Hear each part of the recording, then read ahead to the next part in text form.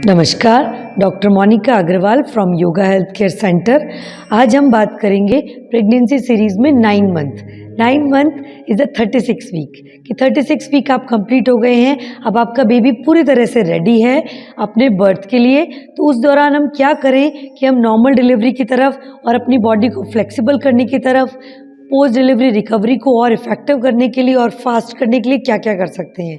तो सबसे पहले तो जितना अपने आप को एक्टिव कर सकते हैं, हैप्पी हेल्दी वे में पूरा एक्टिव रखिए। जैसे आपकी डक वॉक आप रेगुलर प्रैक्टिस कीजिए, अच्छे से स्क्वेटिंग में होल्ड जितना कर सकते हैं, जैसे उठक बैठक लगाना, और जैसे जनरली जो पोछा लगाने वाला पोस्चर है उसमें बैठें, काली आसन में बैठें, तो ये बहुत इफ़ेक्टिव है। उसमें बैठकर पूरी तरह से मेहनत करें, स्माइल करते हुए पूरी तरह से फिज़िकली एक्टिव रहें। हाँ, जैसे ही आपको थकान हो थोड़ी देर रुकें, ब्रीथ को नॉर्मल होने दें, थकान को दूर करें और फिर वापस अपने रेगुलर फिटनेस रिजीम में लग जाएं। तो थोड़ी सी और अच्छे से मेहनत करें। हाँ, इस दौरान 36 वीक के बाद आप कपालभाति क्रिया को भी स्टार्ट कर सकते हैं, ताकि आपको और अच्छे से कॉन्ट्रैक्शंस फील हो और अच्छे से यूट्रस की फ्लेक्सिबिलिटी बढ़े, कॉन्ट्रैक्शंस फील्स होकर हम नॉर्मल डिलीवरी की तरफ और आगे बढ़ पाएँ।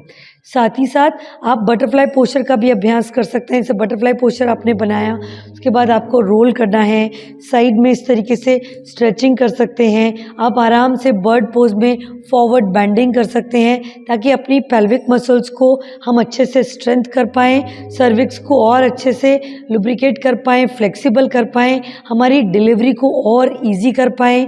तो आराम से। और सभी लोगों ने मेरे को पूछा कि भाई हम और क्या कर सकते हैं, कि जब हमको, जैसे अब डॉक्टर ने कहा कि नहीं अभी तो आपका सर्जरी होगी, अब आपको नॉर्मल डिलीवरी नहीं हो सकती, तो इसमें घबराने की कोई भी बात नहीं है। नॉर्मल डिलीवरी हो तो बहुत अच्छा है, सिजेरियन डिलीवरी हो तो अभी बहुत सेफ़ है। आप अपने डॉक्टर पर भरोसा रखें, अपने मेडिकल प्रोफेशनल्स पर भरोसा रखें और शांति से काम लें। आप देखिए कि सच में ऐसा है कि कुछ इस तरीके से सेकेंड ओपिनियन भी आप ले सकते हैं, और कोशिश कीजिए कि जो भी व्यवस्था है उस पर विश्वास रखें और शांत होकर अपने परिवार से पूछकर डिसीजन लें। बहुत ज़्यादा नॉर्मल डिलीवरी के पीछे पड़ने से बेटर है आप अगर सिजेरियन डिलीवरी में भी हैप्पी हेल्दी होकर बच्चा करें और साथ ही साथ योगा रेगुलर प्रैक्टिस रखें, तो ऑटोमेटिकली आपकी जो सिजेरियन डिलीवरी की रिकवरी भी है वो भी नॉर्मल डिलीवरी से भी पहले हो जाएगी। तो ये कोशिश कीजिए कि अच्छे से अपने आप को इस 9 मंथ की जर्नी में हैप्पी, काम, पॉजिटिव और पूरी तरह से भगवान के तरह से, सुप्रीम सोल की तरफ से समर्पित कर दें, एंड काम। और कोशिश कीजिए कि बीच बीच में आप अपना जैसे मूल बंध जो एनएस वाले पार्ट को खींचने वाला पार्ट है, जैसे जहाँ से हम पॉटी करते हैं वहाँ से उस पार्ट को खींचिए। साथ ही साथ डीप ब्रेथ्स लीजिए, मंत्रोच्चारण अच्छे से कीजिए।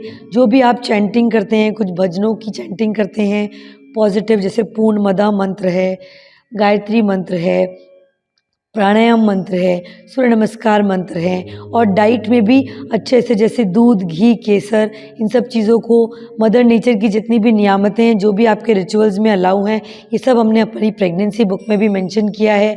तो आप उसे पढ़कर और अच्छे से शांत होकर, काम होकर एक ब्यूटीफुल लाइफ को इस जीवन में ला सकते हैं पॉजिटिव होकर, ताकि वो भी आप ही की तरह पॉजिटिव रहे, हैप्पी रहे, हेल्दी रहे, एक जिम्मेदार नागरिक के तौर पर अपने आप को, अपने परिवार, समाज, देश और राष्ट्र के लिए, सभी के लिए वो स्माइल का, पॉजिटिविटी का कारण बन सके। So be positive, healthy and smiling always.